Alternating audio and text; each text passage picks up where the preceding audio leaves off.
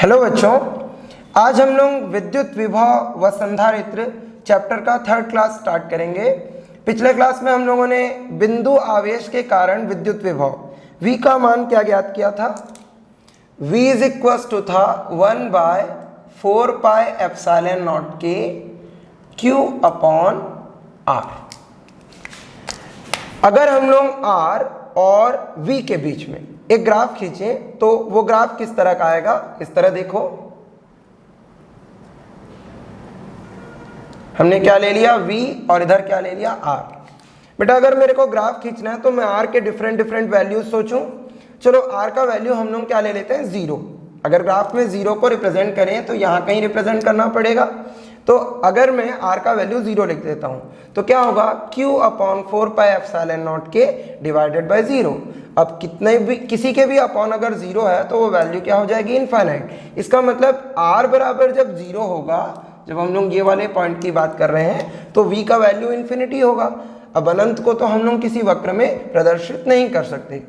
अगर मैं R का वैल्यू इनफाइनाइट रख देता हूँ, अनंत रख देता हूँ, तो V का वैल्यू क्या आ जाएगा 0। मतलब अगर R को इनफाइनाइट रखेंगे तो ही V 0 आएगा। तो कर्व इधर भी कहीं नहीं छू रहा है ना। साथ ही साथ हम देख रहे हैं कि यहाँ जो V है वो R के व्युत्क्रमानुपाती है। इसका मतलब R का मान बढ़ाने पर V का मान कम होगा, R का मान कम करने पर V का मान बढ़ेगा। अगर हम लोग इसको ध्यान रखकर एक वक्र खींचें तो वक्र कुछ इस तरह का हम लोग को मिलेगा। ये वक्र न ही x अक्ष को जिसमें R है इसे टच कर रहा होगा, न ही y अक्ष को जिसमें V है उसे टच कर रहा होगा। ये दोनों को टच नहीं कर रहा होगा। इस तरह का ग्राफ आएगा। बेटा हम लोगों ने बिंदु आवेश के कारण किसी बिंदु पर विद्युत क्षेत्र की तीव्रता E का भी फॉर्मूला पढ़ा। E क्या होता है 1/4πε0 के Q अपॉन R²। अगर हम लोग यहां पर भी E और R के बीच में ग्राफ खींचें, ग्राफ कैसे आएगा। x एक्सिस में क्या ले लेते हैं, चलो R, y एक्सिस में क्या ले लेते हैं E। अगर हम लोग यहां भी देखें तो हम देख पा रहे हैं कि E इज प्रोपोर्शनल टू 1 क्या है R², क्योंकि Q/4πε0 के कांस्टेंट है। कांस्टेंट हटाया, समानुपाती चिन्ह लग गया 1/R²। R का मान 0 रखो, E का मान क्या हो जाएगा अनंत। R का मान अनंत रखो, E का मान क्या हो जाएगा 0। R का मान बढ़ाएंगे E का मान कम होगा, R का मान कम करेंगे E का मान बढ़ेगा। मतलब ग्राफ ऑलमोस्ट सेम आएगा। यहाँ टेक्निकल टॉपिक ये है या इंपॉर्टेंट टॉपिक ये है कि हम E और V दोनों को कंपेयर करेंगे। ठीक, एक ही वक्र में E और V को कैसे कंपेयर किया जा सकता है, एक इंपॉर्टेंट क्वेश्चन है और वो तुमको पूछा जाता है। इसके लिए हम लोग क्या करते हैं, चलो ये जो पूरी की पूरी क्वांटिटी है क्या Q अपॉन 4πε0 के, जो कि दोनों में है, इसको हम लोग एक नियतांक ले लेते हैं। क्या ले लेते हैं, चलो x ले लेते हैं। अगर हम उसे x ले लेंगे तो v का मान क्या हो जाएगा, v का मान तब हो जाएगा x अपॉन r, और e का मान क्या हो जाएगा, e का मान हो जाएगा तब x अपॉन R²। इसके लिए हम लोगों ने क्या किया है, मान लिया है, इसको मैं लिख दे रहा हूं यहां पे, माना क्या Q/4πε0 के इज इक्वल टू x। अब अगर हम लोग EV और R के बीच में ग्राफ खींचें, एक इंपॉर्टेंट कर्व बेटा, एक इंपॉर्टेंट क्वेश्चन है, एग्जाम में आ सकता है, तो उसके लिए केयर करें। यहां पर मैं क्या कर रहा हूं, दो अलग अलग अक्ष ले रहा हूं। एक y अक्ष है, एक x अक्ष है। कुछ इस तरह से x अक्ष में हम लोग क्या ले रहे हैं R, और y अक्ष में हम लोग लेंगे ये दोनों, कौन कौन, V एंड E। दोनों में से कोई एक भी ले सकते हैं। V एंड E अलग अलग टाइम में एक साथ ग्राफ खींचेंगे। हम यहाँ V एंड E ले करके ग्राफ खींचने की कोशिश कर रहे हैं। चलो बेटा यहाँ पर हम लोग R के डिफरेंट वैल्यूज लेते हैं और उसके लिए ई और वी का वैल्यू निकालते हैं। आर का वैल्यू एक ले लेता हूं मैं हाफ, एक ले लेता हूं मैं 1, एक ले लेता हूं मैं 2। ठीक है, आर का वैल्यू क्या क्या ले लिया, हाफ, 1 एंड 2। चलो बेटा, अगर इसके लिए मैं वी का वैल्यू लूं तो वी का वैल्यू, अगर आर का वैल्यू मैं 1/2 रखूंगा तो क्या आ जाएगा 2x। जब r का वैल्यू मैं 1 रखूंगा क्या आ जाएगा x। जब r का वैल्यू मैं 2 रखूंगा तो क्या आ जाएगा x/2। ठीक है, यहां r की जगह बस वैल्यू रखना है। अभी अगर इसके लिए हम लोग e का वैल्यू निकालते हैं तो अगर e की जगह मैं r की जगह 1/2 रखूंगा तो e का मान क्या आएगा, 1/2 का होल स्क्वायर 4 हो जाएगा, ऊपर आ जाएगा क्या 4x। अगर हम लोग r का वैल्यू 1 रखते हैं तो ये अभी भी क्या आएगा x, और अगर मैं r का वैल्यू 2 रखूंगा तो ये क्या आएगा x/4। अच्छा, वैल्यूज को अगर हम लोग यहाँ पर कुछ इस तरह से देखें, यहाँ कोई वैल्यू ले लेते हैं हम लोग 0, यहाँ पे जो डाटा है ग्राफ में ये है 0 हमारा, यहाँ कहीं 1/2, यहाँ कहीं 1, यहाँ कहीं इधर मान लेते हैं यहाँ कहीं 2 है, ये 1, ये हाफ और इधर 2। इधर से इधर जाएंगे तो बढ़ता जाएगा। हमें x/2 2x चाहिए, तो यहाँ कहीं हम लोग ले लेते हैं x/2, यहाँ कहीं ले लेते हैं x, यहाँ कहीं क्या होगा 2x। ठीक है, अब इन डाटा के हिसाब से अगर हम लोग ग्राफ खींचे, सबसे पहले हम किसका ग्राफ खींच रहे हैं, चलो v का ग्राफ खींच रहे हैं। v का ग्राफ जो है इसमें देखो हाफ पे कितना है 2x है, हाफ पे 2x यहाँ कहीं होगा, 1 पे क्या है x है, अगर 1 पे देखें तो यहाँ x, इसको थोड़ा ऐसे मार्क कर लेते हैं ताकि समझ में आए। ये 1 और ये x है, ये हाफ कुछ इस तरह से, और ये 2x है। ठीक है, अब इसके बाद देखेंगे तो जो v का वैल्यू अगर 2 रखेंगे तो ये x/2 आ रहा है, यहाँ 2 रहेंगे तो यहाँ क्या आ रहा है x/2। तो अगर ये ग्राफ हम लोग इस तरह खींचते हैं तो ये एक पॉइंट हुआ, ये एक पॉइंट हुआ, ये एक पॉइंट, वक्र कुछ इस तरह से आएगा, ऐसे यहाँ से होता हुआ इस तरह से ऐसे चला जाएगा। ठीक है, बट e का वैल्यू अगर देखेंगे यहाँ पर, अगर हम लोग ग्राफ खींचते हैं तो जब 1/2 है तो ये कितना आएगा 4x। 4x मतलब 2x का ठीक डबल है ना। ग्राफ को अगर हम लोग ऊपर बढ़ाएं इस तरह से तो यहाँ कहीं आ जाएगा क्या 4x।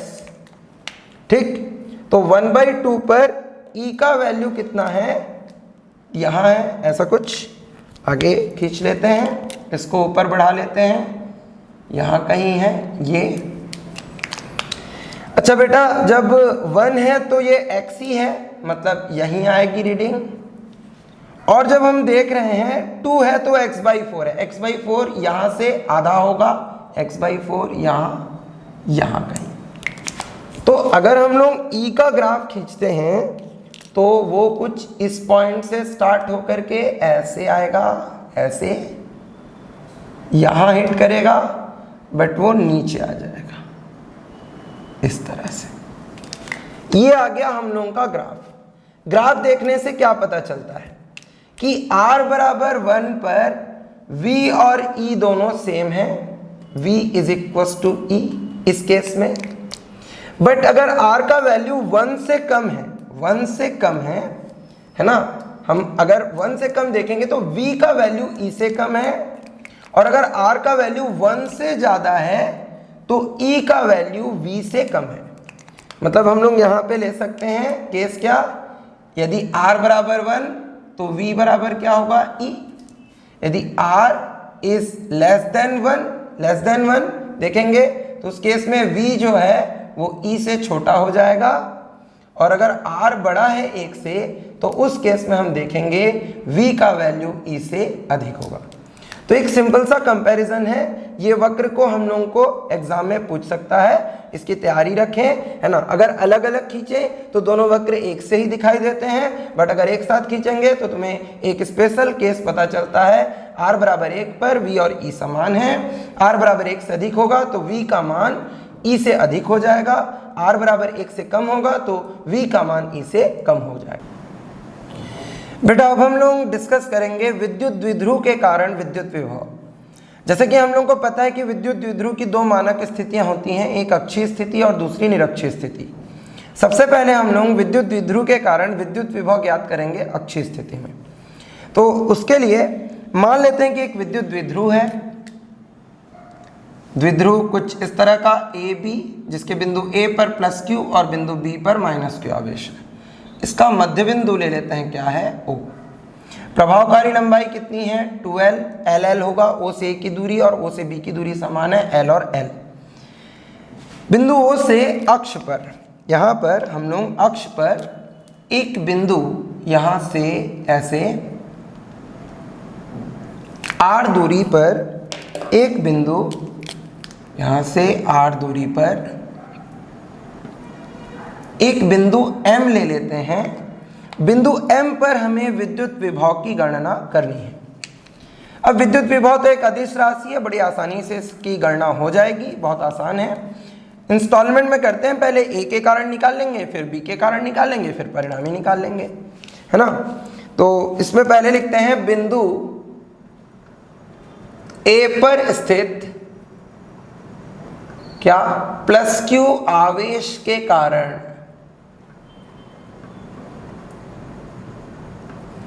बिंदु M पर विद्युत विभव। बेटा विद्युत विभव बिंदु आवेश के कारण फॉर्मूला क्या होता है, 1/4πε0 q/r, r डिस्टेंस होता है। तो अगर हम इस आवेश के कारण निकाल रहे हैं तो यहां से A से M की दूरी am लिख सकते हैं। फॉर्मूला क्या हो जाएगा भाई, इसको A के कारण है तो VA लिख लेते हैं, वैल्यू हो जाएगी 1/4πε0k। ठीक है, चार्ज कितना, Q। पॉजिटिव होगा तो प्लस लिखेंगे, नेगेटिव के लिए माइनस। याद रखें विद्युत क्षेत्र की तीव्रता एक सदिश राशि है जिसका परिमाण और दिशा दोनों होता है। तो उसके पास ये ऑप्शन होता है कि वो जो नेगेटिवनेस है उसे डायरेक्शन में लगा ले। बट विभव एक अदिश राशि केवल परिमाण है, पॉजिटिव है तो भी लिखना है, नेगेटिव है तो भी लिखना है। तो यहाँ पे पॉजिटिव और नेगेटिव जो भी है उसको लिखना पड़ेगा। ठीक है, याद करें हम लोगों ने बिंदु आवेश के लिए जब विद्युत विभव निकाला था तो प्लस के लिए पॉजिटिव निकला था, अगर हम लोग नेगेटिव के लिए निकालेंगे तो नेगेटिव निकलेगा। तो इस तरह से भी इसको ध्यान रख सकते हैं। दूरी कितनी है, ए से एम के बीच की दूरी am। चूंकि am को हम क्या लिख सकते हैं, देखो यहाँ से क्लियर दिख रहा है, am को लिख सकते हैं OM माइनस OA, लिख सकते हैं OM माइनस OA। चलो OM कितना है, OM है R, OA कितना है, OA है L, तो ये हो जाएगा R माइनस L। चलो अब अगर हम लोग इस वैल्यू को रख देते हैं तो VA हो जाएगा 1/4πε0k q/r माइनस L। बेटा इसको हम लोग इक्वेशन नंबर 1 ले लेते हैं। इस तरह से जैसे हम लोगों ने A पर स्थित +q आवेश के कारण निकाला, अब क्या करेंगे, B पर स्थित -q आवेश के कारण निकाल लेंगे। चलो स्टार्ट करते हैं इसको, फिर आगे बनाते हैं। बिंदु B पर स्थित कौन सा आवेश, -q आवेश, इसको ब्रैकेट में लिख लेते हैं, -q आवेश के कारण बिंदु M पर विद्युत विभव, ऐसा निकाल रहे हैं, बिंदु M पर विद्युत विभव। अब B के कारण निकाल रहे हैं, क्या लिख लें, VB लिख लेते हैं। VB इज इक्वल्स टू होगा 1/4πε0k। चलो चार्ज क्या लिखेंगे, -q, नेगेटिव के कारण नेगेटिव। अच्छा, B से M के बीच की दूरी कितनी होगी, B से M के बीच की दूरी BM लिख लेते हैं BM। चूंकि BM कितना है भाई, क्लियरली दिख रहा है, B2M को लिख सकते हैं OM प्लस OB, ऐसा लिख सकते हैं OM प्लस OB। अब भाई वैल्यू रख देते हैं, OM कितना है R और OB कितना है L। चलो अगर हम लोग ये वैल्यूज यहाँ रख दें तो यहाँ क्या आ जाएगा, V B is equals to होगा 1/4πε0 की, और ये हो जाएगा Q अपॉन -Q अपॉन, हम यहाँ वैल्यू रख देंगे R प्लस L। चलो भाई, ये हो गया इक्वेशन नंबर 2। अब हम क्या करेंगे, यहाँ परिणामी निकालेंगे, है ना। अतः परिणामी विभव, अतः बिंदु M पर परिणामी विभव, ये निकालते हैं अभी हम। परिणामी विभव, विभव कैसी राशि, सदिश की अदिश, अदिश राशि का परिणामी, उनका क्या होता है, बीजगणितीय योग, एल्जेब्रिकल सम, जोड़ देना है सीधा। v इज इक्वल टू क्या होगा, va प्लस vb, कोई समांतर चतुर्भुज नियम नहीं, कुछ सॉल्व नहीं करना, डायरेक्ट जोड़ देना है। जोड़ देते हैं, va और vb का वैल्यू रख देते हैं, इक्वेशन 1 इक्वेशन 2 से ठूंसना है। v इज इक्वल टू, चलो रखते हैं, इक्वेशन 1 का वैल्यू क्या है, 1/4πε0 के q upon r minus L, minus into plus क्या हो जाएगा, -1/4πε0 के q upon r plus L. इन दोनों से जो कॉमन निकलेगा, अच्छा सब कुछ कॉमन निकल रहा है, क्या बचेगा सोचना है। q अपॉन 4πε0 के दोनों से निकल गया, q अपॉन 4πε0 के बाहर, अंदर क्या बचता है, 1 upon r minus L, minus यहाँ क्या बचता है, 1 अपॉन r प्लस एल। ठीक है, अब इसका एलसीएम निकालेंगे, लघुत्तम निकालेंगे, q बाय 4πε0 के लघुत्तम मतलब क्या, गुणा हो जाएगा भाई, r minus L into r plus L, इधर आ जाएगा r प्लस एल, माइनस इधर आ जाएगा r minus L, q upon 4πε0 के, चलो ब्रैकेट खोल लेते हैं, r plus L, minus into plus, minus into minus plus, ये क्या है, a minus B into A plus B, A minus B into A plus B क्या होता है, A square minus B square. अच्छा बेटा, यहाँ पे ऊपर में हम लोगों को क्लियरली नजर आ रहा है कि जो r है वो माइनस r से क्या हो जाएगा, कैंसिल, l प्लस l क्या होगा, 2l, सिंपल। यहाँ रख देते हैं 1/4πε0 के, q कहाँ गया, इधर आ गया, q इंटू 2l, इधर r square minus l square. अब बेटा ये सबको पता है q इंटू 2l कितने के इक्वल होता है, द्विध्रुव आघूर्ण p के वैल्यू रख दें, इज इक्वल टू 1/4πε0 के, ये क्या हो जाएगा, p upon r square minus l square. ये क्या आ गया, विद्युत विभव का परिमाण। हम लोगों ने इस तरह से इलेक्ट्रिक पोटेंशियल v की वैल्यू निकाल ली, v का वैल्यू निकल गया। एक स्पेशल केस ले सकते हैं, है ना। स्पेशल केस क्या है, यदि r बनेच बड़ा हो किससे, l से, बहुत बड़ा हो यार, क्योंकि डाइपोल तो बहुत छोटा होता है, विद्युत द्विध्रुव HCl का अणु सोचो कितना छोटा होगा, तो विद्युत द्विध्रुव तो बहुत ही छोटा होता है, तो l का वैल्यू बहुत कम होता ही है। तो r अगर बहुत बड़ा हो l से, तो हम लोग l स्क्वायर को क्या कर सकते हैं, नेग्लिजिबल, ये स्टेप हम लोग पहले भी ले चुके हैं विद्युत क्षेत्र की तीव्रता में, है ना। तो अगर हम लोग यहाँ ले लें ऐसा, तो v इज इक्वल टू हो जाएगा 1/4πε0 के p बाय l स्क्वायर को भूल ही जाएंगे, क्या आएगा, r स्क्वायर। तो यहाँ से हम देखेंगे कि जो इलेक्ट्रिक पोटेंशियल है v, डाइपोल के कारण r स्क्वायर के इन्वर्सली प्रोपोर्शनल होता है। बेटा ये पहले भी ऑब्जेक्टिव क्वेश्चन में भी आ चुका है, और ये जो टॉपिक है ये तुमको कॉम्पिटिटिव एग्जाम, अगर तुम जेई में, नीट में भी इंटरेस्टेड हो, कॉम्पिटिटिव एग्जाम में भी इंटरेस्टेड हो, तो याद रखना कि v is proportional to 1/r square होता है। यहाँ तुमसे क्वेश्चन पूछा जाएगा कि किसी वैद्युत द्विध्रुव के कारण विद्युत विभव, है ना, बोल सकते हैं the electric potential due to a electric dipole is proportional to, वह समानुपाती होता है किसके, 1/r के, 1/r स्क्वायर के, 1/r क्यूब के, और इनमें से कोई नहीं है। ऐसा ऑप्शन आ सकता है। v बराबर क्या होता है, 1/4πε0 q/r, तो ज्यादातर बच्चे 1/r लिख देते हैं। और विद्युत क्षेत्र की तीव्रता 1/r क्यूब होती है अक्षीय स्थिति निरक्षीय स्थिति में, तो उस केस में तुमको वहां पर r क्यूब लिखने का भी मन कर जाएगा। पर तुम्हें याद रखना है कि डाइपोल के कारण इलेक्ट्रिक पोटेंशियल 1/r स्क्वायर है, ये बड़ा ही इंपॉर्टेंट इंपॉर्टेंट टॉपिक है, VIMP टॉपिक है, ये तुमको पूछा जाएगा और इसको गलत नहीं करोगे। ठीक है बेटा, तो इस तरह से हम देखेंगे किसी विद्युत द्विध्रुव के कारण अक्षीय स्थिति में विद्युत विभव V बराबर 1/4πε0 P/r² होता है और V जो है वो 1/r² के समानुपाती होता है। ठीक है, तो ये क्वेश्चन पूछा जाएगा, इंटरेस्टिंग क्वेश्चन है, इजी क्वेश्चन है, बन जाएगा। ठीक है, अब बेटा हम लोग किसी विद्युत द्विध्रुव के कारण निरक्षीय स्थिति में विद्युत विभव की गणना करेंगे। इसके लिए हम मान लेते हैं कि एक विद्युत द्विध्रुव है कुछ इस तरह का AB, जिसके बिंदु A पर है +q आवेश, बिंदु B पर है -q आवेश। इसका मध्य बिंदु क्या ले लेते हैं O, और इस पर प्रभावकारी लंबाई ले लेते हैं 2l। O से A और O से B की दूरी कितनी होगी, l। अब बिंदु O से निरक्षीय स्थिति में, निरक्षीय स्थिति क्या होती है, मध्य बिंदु से होकर जाने वाली और अक्ष के लंबवत जो रेखा है उसे निरक्ष कहते हैं। और यहाँ अगर विद्युत विभव की विवेचना करनी हो, विद्युत क्षेत्र की तीव्रता की विवेचना करनी हो, तो यह स्थिति क्या कहलाएगा, निरक्षीय स्थिति। इसके लिए हम लोग यहाँ पर r दूरी पर एक बिंदु ले लेते हैं, क्या, m। r दूरी पर एक बिंदु क्या ले लेते हैं, m। बिंदु m पर हमें विद्युत विभव की गणना करनी है। हम क्या करते हैं, बिंदु A से m की और B से m को जोड़ देते हैं। m और A को जोड़ दिया कुछ इस तरह से, m और B को जोड़ दिया। ठीक है, अगर ये r है ये l है तो ये क्या होगा, √r² + l², पाइथागोरस थ्योरम। उसी तरह से ये भी क्या होगा, √r² + l²। हम लोग इसको डेरिवेशन के अंदर भी लिख लेंगे।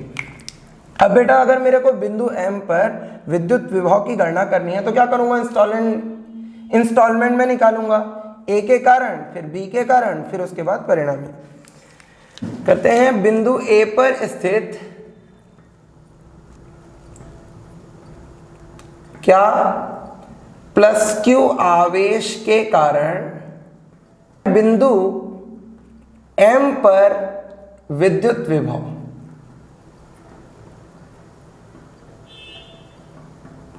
कितना होगा, V इज इक्वल टू, इसको VA ले लेते हैं, 1/4πε0 के, चार्ज कितना है ये पर, +q अपॉन डिस्टेंस कितना है भाई, A से M की दूरी AM लिख लेते हैं। त्रिभुज, क्या नाम है त्रिभुज का, OAM में अगर हम पाइथागोरस थ्योरम लगाएं तो AM इज इक्वल टू क्या होगा, √OM² + OA², OM² + OA², ये हो जाएगा √r² + l²। हम ये वैल्यू यहाँ रख सकते हैं। VA इज इक्वल टू आ जाएगा 1/4πε0 के Q अपॉन AM की जगह रख देंगे √r² + l², इसको ले लेंगे इक्वेशन नंबर 1। यहां तक आया बेटा समझ में। अब क्या करेंगे, B के कारण निकाल लेंगे। बिंदु B पर स्थित -q आवेश के कारण बिंदु M पर विद्युत विभव, इसकी गणना करेंगे। इसको ले लेते हैं VB, वैल्यू क्या होगा, 1/4πε0 के, चार्ज कितना है बेटा, चार्ज देखो -q। B से M का डिस्टेंस कितना है, हम ले सकते हैं BM। B से M के बीच का डिस्टेंस क्या है, BM। ठीक इसी तरह से जैसे हम लोगों ने AM का डिस्टेंस निकाला, इसी तरह से BM भी निकाल सकते हैं। उसके लिए क्या ले लेते हैं, त्रिभुज BOM में। ठीक, अगर हम लिखते हैं BM, पाइथागोरस थ्योरम से क्या होगा, √/√, इसका वैल्यू आ जाएगा कितना, OM² + OB², OM² + OB²। बेटा वैल्यू रख दें, कितना आएगा वैल्यू, √ के अंदर r² + l² होगा। अब ये वैल्यू हम लोग यहां रख देते हैं। अतः VB का वैल्यू क्या हो जाएगा, चलो माइनस सामने ले आते हैं, 1/4πε0 के Q upon √ R square plus L square. इसको ले लेते हैं इक्वेशन नंबर 2। अब क्या करना है, बिंदु M पर परिणामी विभव ज्ञात करना है। लिख लेते हैं बिंदु M पर परिणामी विद्युत विभव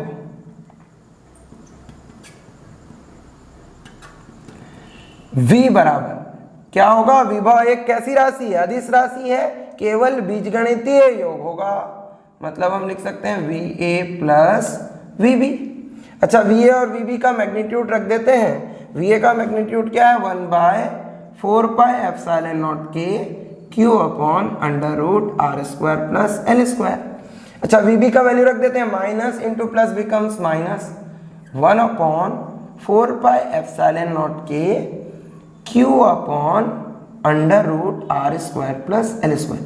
अरे ये तो सेम वैल्यू है, सेम वैल्यू सब्सट्रैक्ट करेंगे क्या आएगा, 0। इसीलिए यह क्वेश्चन इंपॉर्टेंट है।